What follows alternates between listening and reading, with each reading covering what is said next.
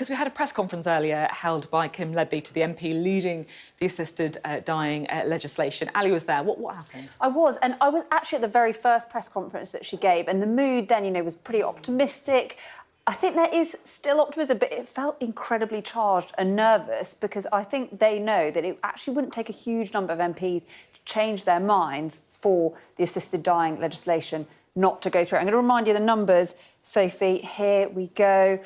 OK, so it was a 55 majority for assisted dying. This was last time round.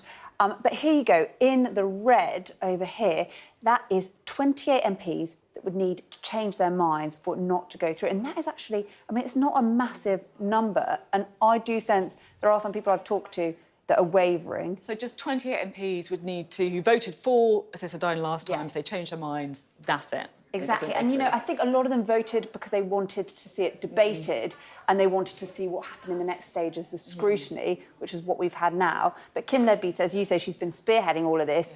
She says she's not worried.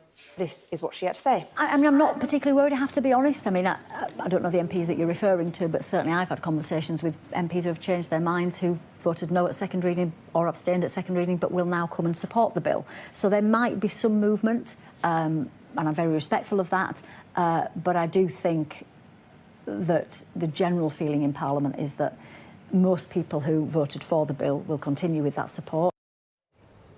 I guess just picking up on that, you know, MPs really wrestled with their consciences last time. My question might be, why would they change their minds this time around? Yeah, look, I think there's a few different reasons. There's quite a few things that have changed.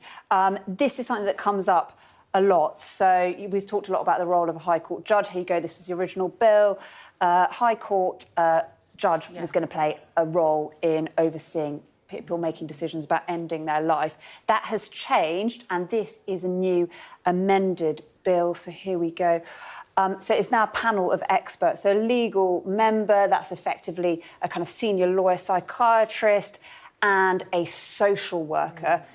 So this is this kind of panel of experts. Kim Leadbeater says it's more safeguards, so it's strengthened the safeguards. But I guess it is a change, right? Before you need a High Court judge signing it off, this time it's a panel of experts. So I guess people could change their minds. Yeah, it's different, Sophie, for sure. Yeah. And, you know, I think there are a few things, we don't have time to go through all of it, but the other thing is the implementation deadline has been extended 4 years.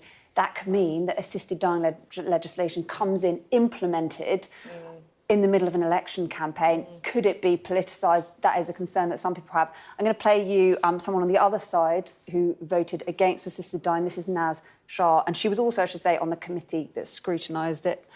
Here we go. I'm absolutely clear on a principal point of view. There's nobody in this House, any MP, that doesn't want to end intolerable suffering. What I'm concerned about is this bill doesn't have the safeguards it needs for Parliament to pass a legislation. It's absolutely flawed. Should we end with these two? Shall we recognise them? Rupert Lowe, former Reform MP, Lee Anderson, current Reform MP. They are two people who have told Sky News they voted for it and now they're going to vote against it. Beyond that, I've spoken to a few wavering Labour MPs who are thinking about it, but no one has actually confirmed to me that Labour MPs, that they have 100% changed their mind. I think there's going to be some really deep thinking over Easter. They'll be back after the recess. 25th of April, we expect, is when the report stage is going to start. 16th of May, when there's probably going to be the next big vote on this. Massive consequences, Sophie, obviously, beyond Westminster.